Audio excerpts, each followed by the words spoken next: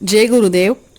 आज के भाग में हम ऐसे और 5 दोष और दुर्गुण देखेंगे जो हमारे जीवन की उन्नति में किस प्रकार से बाधक बनते हैं।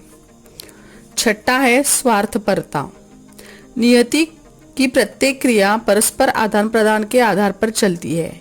हर पदार्थ कुछ छोड़ता है तब उसे कुछ मिलता है।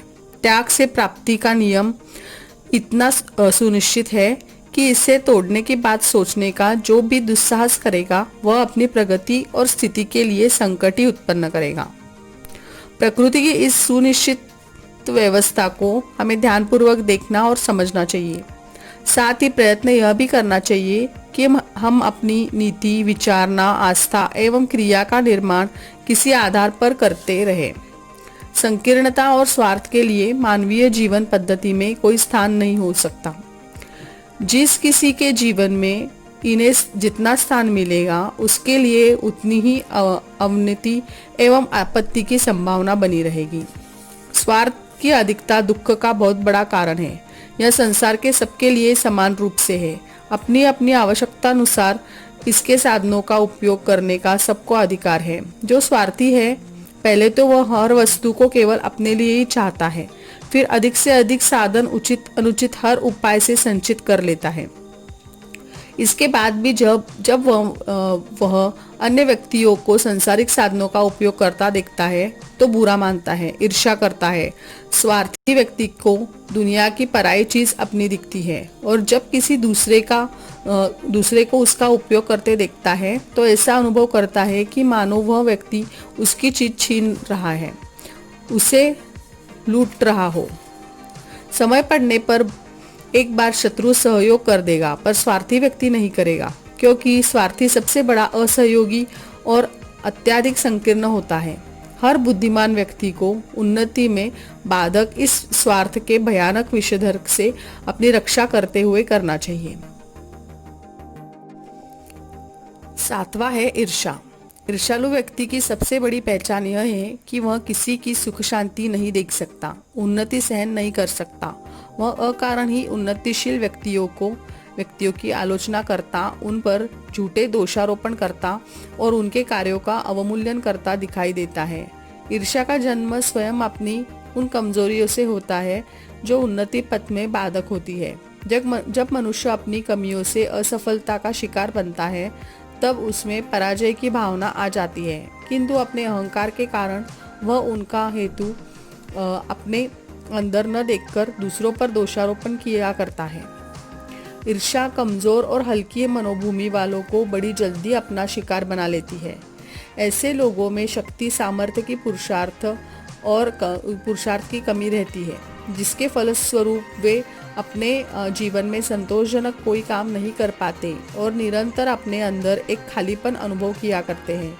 असंतोषी वास्तव में ईर्ष्या का जन्मदाता है। मनुष्य या कोई संतोषजनक कार्य कर सके अथवा अपनी स्थिति में संतुष्ट रहे तो वह अवश्य ही ईर्ष्या की आग से बचा रह सकता है। निश्चय ही मनुष्य के अपने हाथ में ही है कि वह किस लिए अपने मन में ईर्ष्या रखता है अथवा सद्भावना।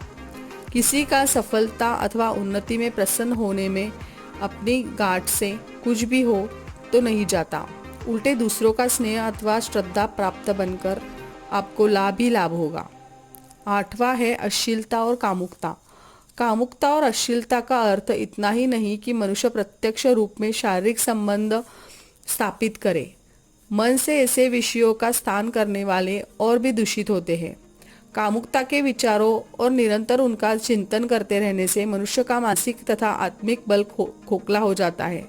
शारीरिक दृष्टि से चाहे वह बलवान और आकर्षक जान पड़े, पर नैतिक साहस, धैर्य आदि का सर्वथा अभाव हो जाता है।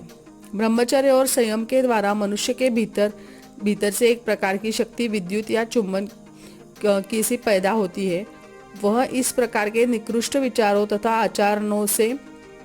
आचरणों द्वारा जाती रहती है। ऐसे व्यक्ति अपनी प्रतिज्ञा पर दृढ़ नहीं कर सकते और न किसी कठिन परिस्थिति में धैर्यपूर्वक उसका मुकाबला कर सकते हैं। चिंता, निराशा, आशंका, अविश्वास आदि की भावनाएं सदैव उनमें उत्पन्न हुआ करती है। मनुष्य की सर्वोत्तमुखी उन्नति में सबसे बड़ा बाधक और शत्रु यही विकार है। इससे रक्षा के लिए हर एक को हर संभव प्रयास करना चाहिए और अपनी शक्तियों के दुरुपयोग से बचना चाहिए। 9वां है मस्तिष्क की उद्विग्नता। परमात्मा की ओर से मनुष्य को जो संपदाएं मिली है उनमें मस्तिष्क सबसे अधिक मूल्यवान तथा महत्वपूर्ण संपदा है। उचित रूप से प्रयोग किए जाने पर यह बड़ी महान सृजनात्मकता शक्ति के रूप में सिद्ध होता है। शारीरिक शक्ति और साधना की सुविधा होते हुए भी यदि मनुष्य का मस्तिष्क विकृत हो जाए तो वह संसार का कोई काम करने में योग्य नहीं रह जाता। मनुष्य की वास्तविक शक्ति उसका शरीर नहीं मस्तिष्क ही होता है। 10वां है जल्दबाजी और उतावली। 10वां है जल्दबाजी और उतावली। आतुरता और अधीरता की बुराई मनुष्य को बुरी तरह परेशान करती है।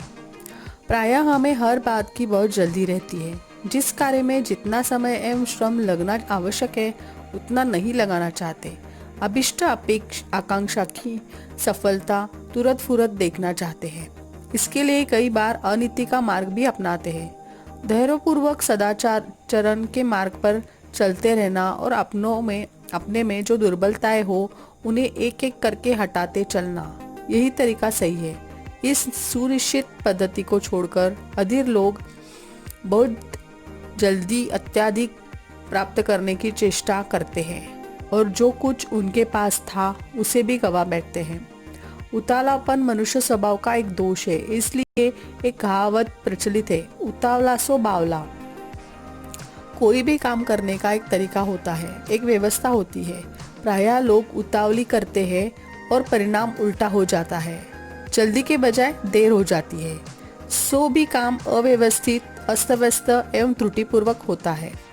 जल्दबाज व्यक्ति हर काम में उतावली करता है। खाने में उतावली, कहीं जाने में उतावली, बात करने में उतावली आदि, और काम बनने की बजाय बिगाड़ ही देता है।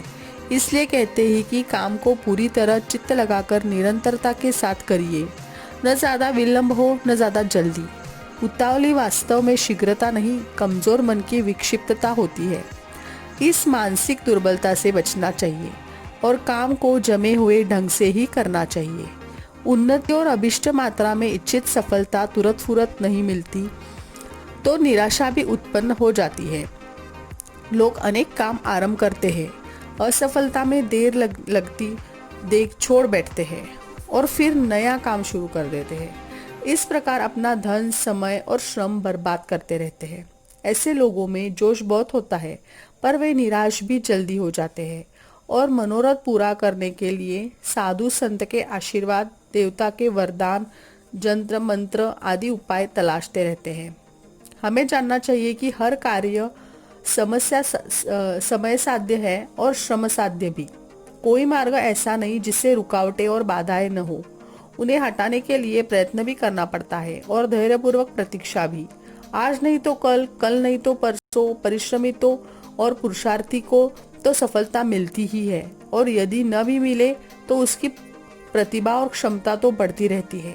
प्रयत्नशील से पुरुषार्थ से व्यक्तित्व निखरता है और उसके आधार पर प्रगति की ऊंची मंजिल पर चढ़ सकना संभव हो जाता है। फल की आतुरता प्रगति के मार्ग में सबसे बड़ी बाधा है। धैर्य और साहस पूर्वक अपना कर्तव्य करते रहना और उचित मार्ग पर चलते रहना ही हमारे लिए श्रेयस्कर है। तो इस प्रकार आज हमने 5 टॉपिक पर चर्चा करी। अगले भाग में हम और 5-6 टॉपिक पर चर्चा करेंगे। तो आज के लिए मैं इजाजत चाहती हूँ। जय गुरुदेव।